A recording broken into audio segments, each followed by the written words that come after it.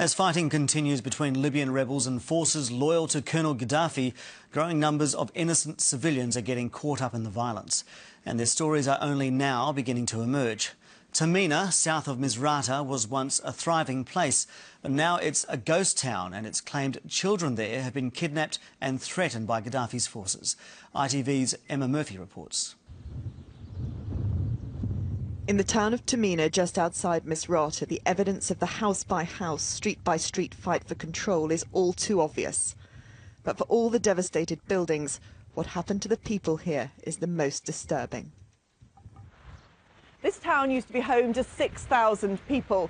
We've found no one living here today. Up to 300 were killed in the battle and many more are still missing. The rest simply fled.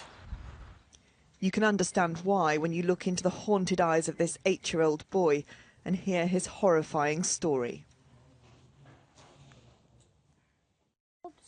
Suleiman Issa tells me he's just been freed after a month held captive by Gaddafi forces. He was kidnapped from his own home. With childlike gestures, he describes the dreadful actions of adults who bound and blindfolded him before holding him at gunpoint. I missed my mum and my dad and I was frightened and I just cried, he tells us. Back home with his brothers and sisters, Suleiman rarely speaks about what's happened during his time away. His mother says he was repeatedly slapped and fed only bread and water. Her relief is that he came home at all. We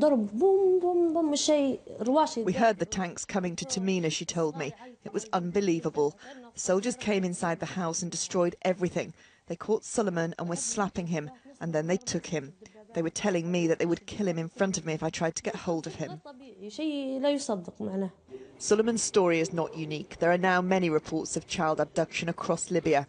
We have heard some reports of armed people coming into homes, of trying to take children forcibly. This is a grave violation of children's rights. It's a violation of international law, which states that no children under the age of 18 can be used in an armed conflict. Suleiman's family say he owes his life to the rebels who found him. They untied my hands and asked me what my name was. Then they brought me home, he said. I'm so happy because I'm with my mum and my family. Whatever its outcome, this war has changed the lives of Libya's children. Some more fundamentally than others.